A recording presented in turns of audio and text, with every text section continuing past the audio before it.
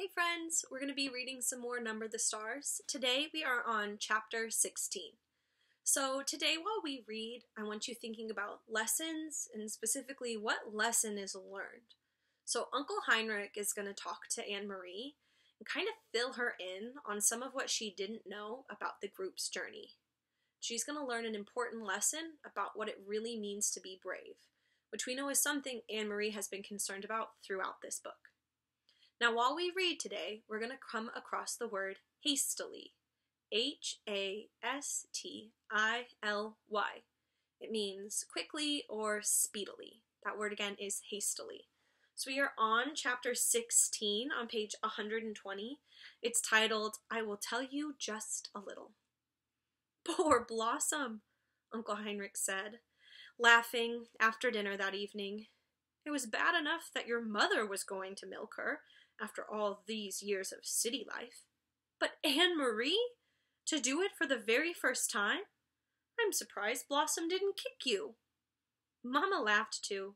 She sat in a comfortable chair that Uncle Heinrich had moved from the living room and placed in a corner of the kitchen. Her leg, in a clean white cast to the knee, was on a footstool. Annemarie didn't mind their laughing. It had been funny. When she had arrived back at the farmhouse, she had run along the road to avoid the soldiers who might still be in the woods. Now, carrying nothing, she was in no danger. Mama and Kirsty were gone. There was a note, hastily written, from Mama, that the doctor was taking her in his car to the local hospital, but that they would be back soon. But the noise from Blossom, forgotten, unmilked, uncomfortable, in the barn, had sent Annemarie warily out with the milking bucket. She had done her best, trying to ignore Blossom's irritated snorts and tossing head, remembering how Uncle Heinrich's hands had worked with a firm, rhythmic pulling motion. And she had milked. I could have done it, Kirsty announced. You only have to pull and it squirts out. I could do it easily. Annemarie rolled her eyes. I'd like to see you try, she thought. Is Ellen coming back? Kirsty asked, forgetting the cow after a moment. She said she'd make a dress for my doll. Annemarie and I will help you make a dress, Mama told her. Ellen had to go with her parents. Wasn't that a nice surprise, that the Rosens came last night to get her? She should have waked me up to say goodbye, Kirsty grumbled, spooning some imaginary food into the painted mouth of the doll she had propped in the chair beside her. Annemarie, Uncle Heinrich said, getting up from the table and pushing back his chair. If you come with me now to the barn, I'll give you a milking lesson. Wash your hands first. Me too, said Kirsty. Not you two, Mama said. Not this time. I need your help here, since I can't walk very well. You'll have to be my nurse. Kirsty hesitated, deciding whether to argue. Then she said, I'm not going to be a nurse when I grow up. I'm going to be a nurse when I grow up, not a cow milker. So I have to stay here and take care of Mama. Followed as usual by the kitten, Annemarie walked with Uncle Heinrich to the barn through a fine misty rain that had begun to fall. It seemed to her that Blossom shook her head happily when she saw Heinrich and knew that she would be in good hands again. She sat on the stacked hay and watched while he milked, but her mind was not on the milking. Uncle Heinrich, she asked, where are the Rosens and the others? I thought you were taking them to Sweden on your boat, but they weren't there. They were there, he told her, leaning forward against the cow's broad side. You shouldn't know this. You remember that I told you it was safer not to know. But, he went on, as his hands moved with their sure and practiced motion, I will tell you just a little, because you were so very brave. Brave? Annemarie asked, surprised. No, I wasn't.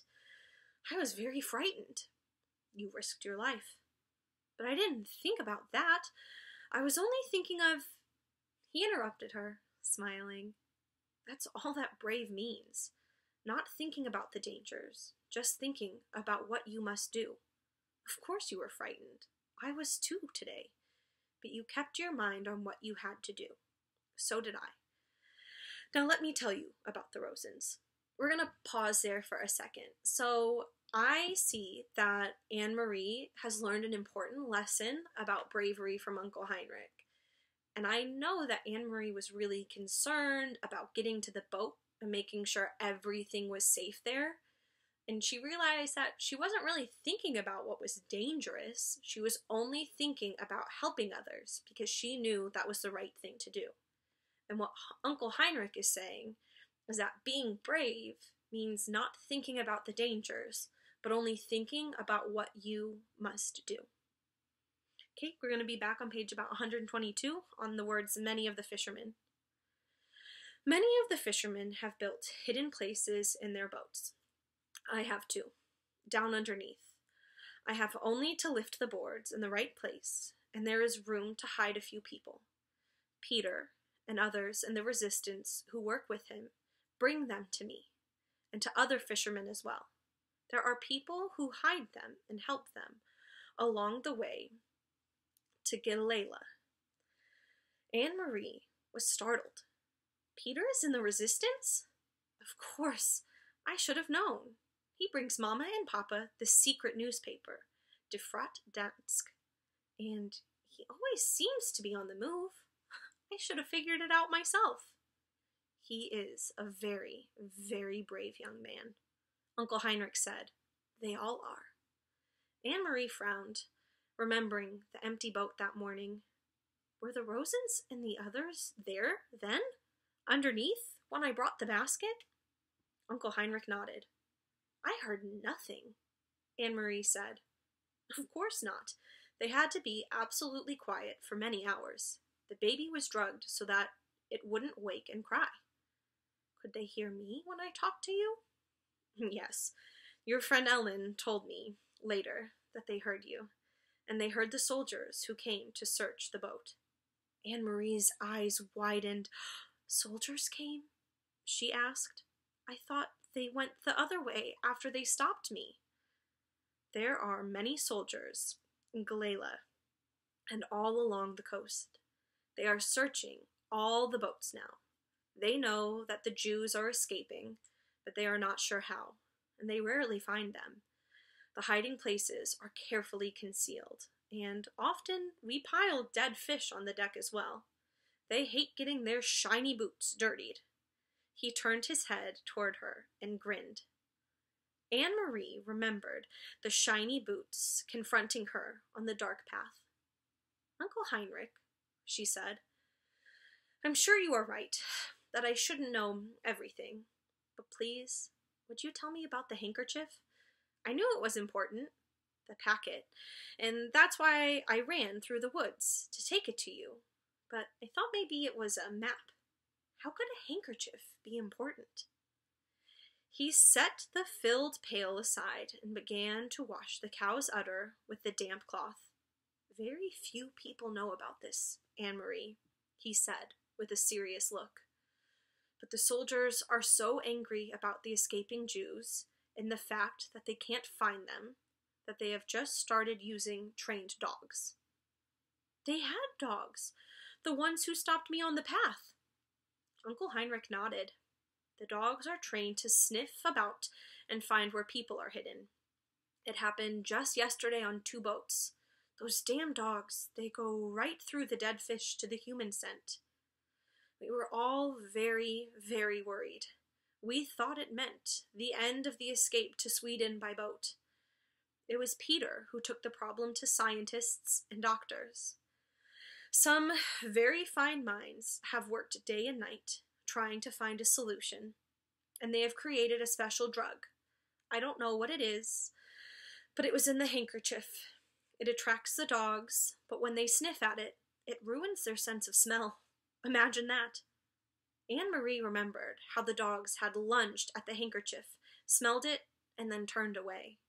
Now, thanks to Peter, we will each have such a handkerchief, each boat captain.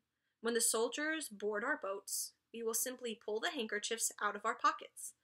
The Germans will probably think we all have bad colds. The dogs will sniff about, sniff the handkerchiefs we are holding, and then roam the boat to find nothing. They will smell nothing. Did they bring dogs to your boat this morning? Yes, not 20 minutes after you had gone. I was about to pull away from the dock when the soldiers appeared and ordered me to halt. They came aboard, searched, found nothing. By then, of course, I had the handkerchief. If I had not, well, his voice trailed off, and he didn't finish the sentence. He didn't need to. If she had not found the packet where Mr. Rosen had dropped it, if she had not run through the woods, if the soldiers had taken the basket, if she had not reached the boat in time, all of the ifs whirled in Anne-Marie's head. They are safe in Sweden now? She asked. You're sure? Uncle Heinrich stood and patted the cow's head. I saw them ashore. There were people waiting to take them to shelter. They are quite safe there. But what if the Nazis invade Sweden? Will the Rosens have to run away again? That won't happen. For reasons of their own, the Nazis want Sweden to remain free. It is very complicated. Anne-Marie's thoughts turned to her friends, hiding under the deck of the Ingborg. It must have been awful for them. So many hours there, she murmured. Was it dark in the hiding place? Dark, cold, and very cramped. And Mrs. Rosen was seasick, even though we were not on the water very long. It is a short distance, as you know, but they are courageous people, and none of that mattered when they stepped ashore.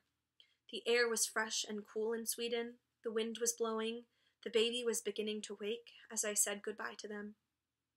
I wonder if I will ever see Ellen again. Anne-Marie said, sadly, You will, little one. You saved her life after all. Someday you will find her again. Someday the war will end, Uncle Heinrich said. All wars do.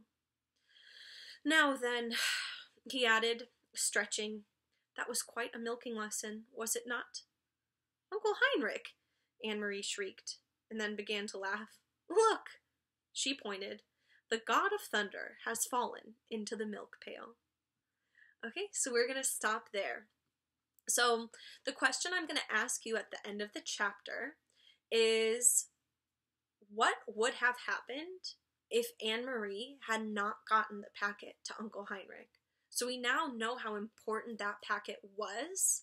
I want to know why that packet was so important to their mission, and what would have happened if Anne-Marie had not gotten the packet to Uncle Heinrich. I'm going to ask one more time. Why was that packet so important to the mission? And what would have happened if Anne-Marie had not gotten the packet to Uncle Heinrich? Bye.